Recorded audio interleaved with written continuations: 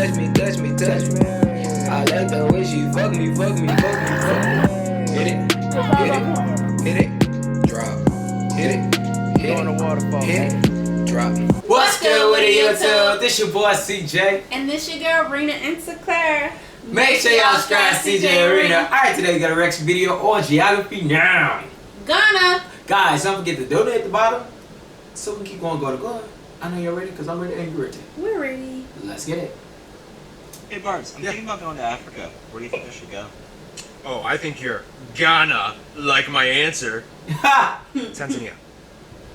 Now you wouldn't last 3 days there. Go to Ghana. Wow. It's time to learn geography now! Hey everybody, I'm your host Barbie. Ghana is kind of like Africa for beginners. People usually come here to test out their sub-Saharan excursion skills before taking off the training wheels and venturing deep into the interior savannas and jungles. So if that's you, your first assignment is to report to Accra and Kumasi at 0700 hours. Move out, soldier! He said Fun soldier. side note, the word Ghana means warrior king, harkening back to the Ghana Empire Warrior in the 4th king. century AD, which actually wasn't even located in Ghana. Anyway, Ghana is a country about the size of Romania, located in West Africa along the Guinea Gulf, bordered by the Ivory Coast, Burkina Faso, and Togo. Ghana is also one of the only 8 countries that passes through the Prime Meridian, as well as Antarctica in the south. The country is made up of 10 regions with some interesting sounding capitals like Wa, Ho, and Tamale. Wa, Of Ho. course, the capital, Accra, Tamale. yes, that's how you pronounce it, Accra, located in the southeast along the coast. The 2 largest airports are, of course, the capital, Accra Kotoka International, and the 2nd largest one, Kumasi International, located further inland. Hey Barbs, Yeah, what's up? the colonial regions are cool and all, but tell them about the tribal and ethnic regions. You know what, Noah? I think I'll give you this one because you're the guy with the better voice. Don't mind if I do. The north is primarily inhabited by the Mole Dagbani peoples. The north central area has the Guan group. The southeast, including the capital Accra, is dominated by the Ewe and Ga Adangbe people. Then you get this huge chunk of the west, center, and south areas where you can find the famous Akan and Ashanti peoples. Sometimes this area is collectively referred to as Ashanti. Ashanti. Wow, Noah, that was a little too good.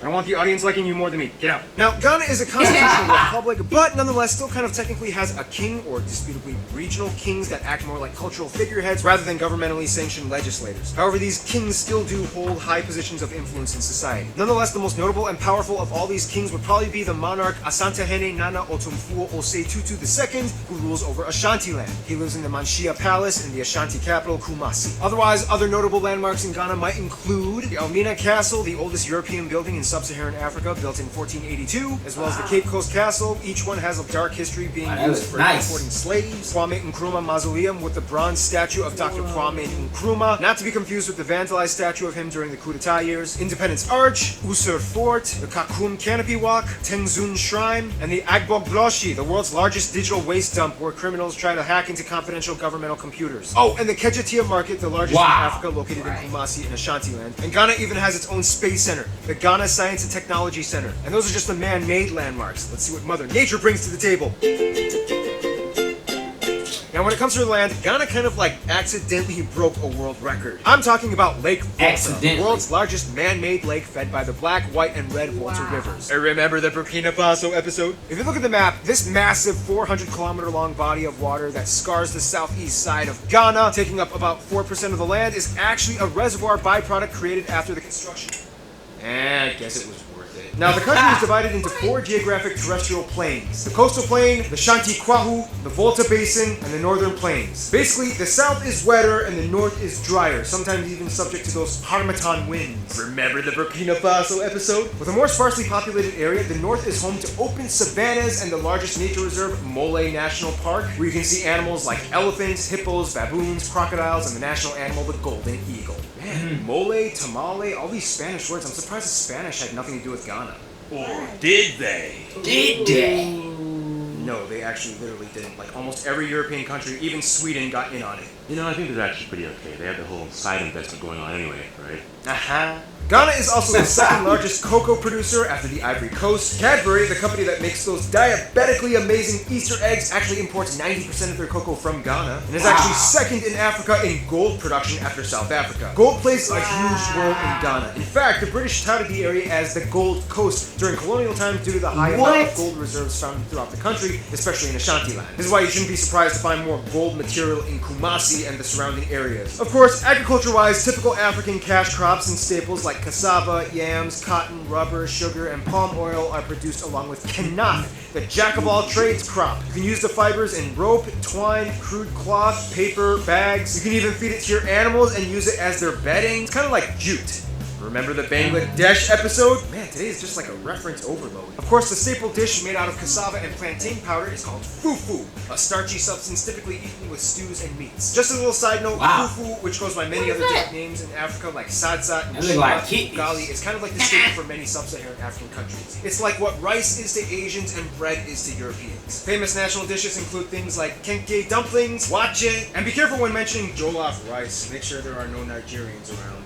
We invented it. Ours is better. The interesting thing, though, is that although historically Ghana was dominated by an agrarian and mineral extraction-based economy, they really branched out and diversified their business portfolio. In 2011, they gained the title of the world's fastest-growing economy. Now Ghana focuses on things like the manufacturing industry, electronics, technology, and recently, after an oil reserve was discovered in 2007, the hydrocarbon export sector as well, which supplies over $1.5 billion extra dollars in state revenue. This is partially why Ghana has one of the lowest unemployment rates in all of Africa at around only 6 to 8% annually. They're even slated to join the list of automobile manufacturing countries, as well as they just launched their own domestic brand, Kantanka. Otherwise, other amazing natural zones would include places like the Susua and Kokropite beaches, the Paga crocodile ponds where you can sit on lazy crocodiles that just don't care, the Boabeng Fiema monkey sanctuary, the Wili and Kintampo waterfalls, Lake Bosuntwe, Umbrella Rock, and when in doubt, just take a little cruise on Lake Volta, maybe go fishing for a little bit. And it's probably best to have a local show you these areas because, you know, locals are the best, aren't they? Here's some more on them.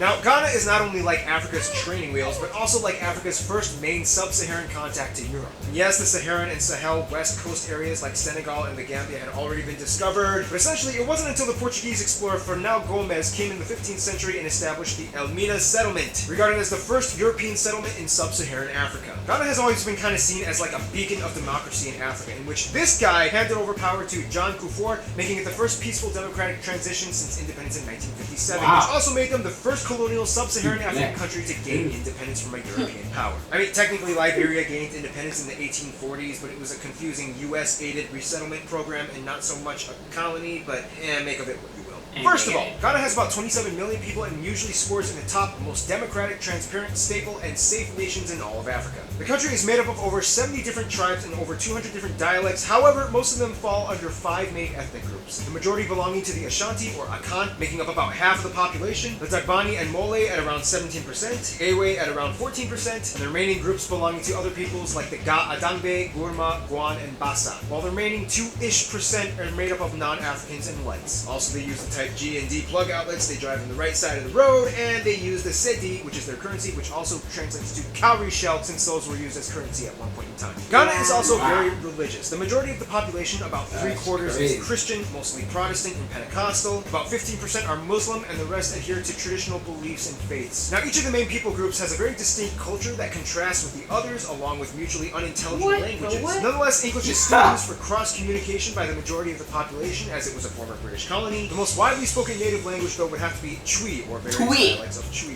spoken by the Akan and Ashanti peoples. Some will say that it's also mutually intelligible with Fante and Brong, and it's kind of just like a dialect thing, like English from America and English from Scotland. Let me hear it. You know, there's a lot of different types of Scottish. No, I'm not even gonna try. I'm not even gonna finish. Ga is spoken in the southeast and central region from Nigeria, whereas Ewe is a language more prevalent and indigenous to Togo, and Dagbani and Mole is spoken in the north and are more closely related to the Mosi language. Remember the Burkina Faso episode? Okay, we get it. Just click on the annotation and rewatch the Burkina Faso episode. Hey, it was a good episode, okay? I had fun making it. I mean, African cowboys, come on. Ghanaian culture is a lot more than just Ashanti. Ewe peoples in the east, for example, are known for being amazing cross-rhythm drummers and performers of dances, and also the originators of voodoo. The North Dagomba areas have a more Islam-influenced culture, and they had their own king, Yakubu II, who was killed in 2002, and since then, the line of succession has been kind of disputed and is yet to be installed. Why he was killed? I mean, he did kind of have like over 30 wives and like 100 children. The Ga Adambe peoples are actually found mostly in the capital, Accra, as well as other areas in the southeast. Both men and women are known for being really good boxers. They are also known for making the famous Ghanaian fantasy coffins, a tradition that started in the 1950s in which skilled carpenters will custom make a coffin that are designed to capture the essence of the deceased person's identity.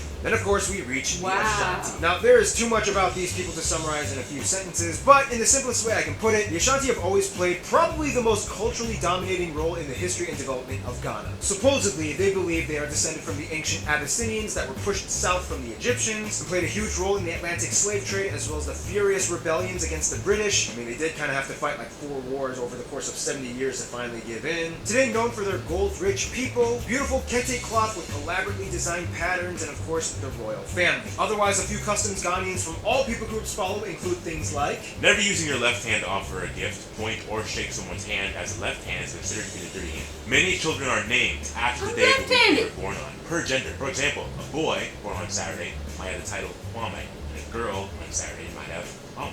On Sundays, expect to find lots of people dressed in their best clothes as it's church day. To get someone's attention, you'll probably hear a sharp hissing sound. If for some reason people don't seem to use umbrellas much in the rain, it's not a taboo. It's just kind of the way things are. By the way, if you guys are wondering, Noah's not actually Ghanaian. I just wanted to give him more lines in this episode because, you know, that voice. Otherwise, some notable Ghanaian people include Kwame Nkrumah, the first president that led Ghana to independence, Ya Asantewa, the hero queen mother of Ghana who led a rebellion against the British forces in the late 19th and early 20th centuries, Kofi Annan, the former UN Secretary General, numerous soccer players, of course British actor Idris Elba, whose mother was Ghanaian, which is good enough. He had Ghanaian blood, Ghana gets the credit. Well, now Ghana may be pretty stable and prosperous, but of course they couldn't have done it alone. Who does Ghana like to hang with?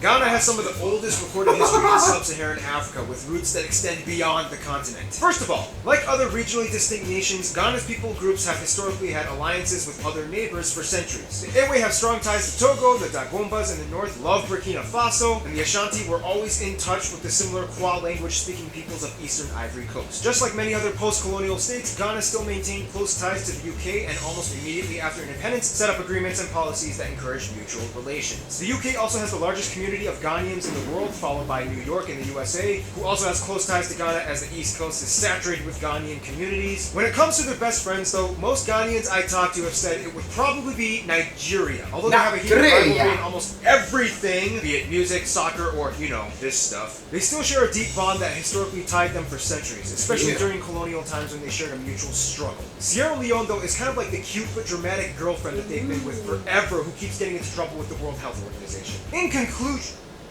you know what? Noah, we need that voice again. I'll let you take the conclusion. Sure thing. In conclusion, Ghana is like one of the few sub-Saharan African countries that transitioned beautifully out of the Dark Ages, maintained its regional cultures, and stabilized its economy, always keeping a tincture of Royal African charm. Stay tuned. Greece is coming up! Greece is coming up! It's still my show. Love me. Love me! Wow. Love me! He keeps saying love him. Oh man, that is crazy. That was nice. What? I love the caskets, no lie. That was really nice and yeah, the caskets was pretty cool, and I like that waterfall. That waterfall looked amazing. I like that they have a lot of gold now. Maybe we have to visit to get some gold and come back to. Maybe only the rich people down there get gold. I mean, how about we take a trip there one day and find like a whole big thing of gold? What if they try to keep us? Okay, no, never mind. You making my mind go crazy. Anyways, guys, check out this video in the description below, comment below, and also donate below. So keep going. Make sure you guys subscribe to CJ and Rena. It's a Glaro. Like always, guys. Peace. Bye. I like the way she touch me. I like the way she fuck me. Hit it, drop. Hit it.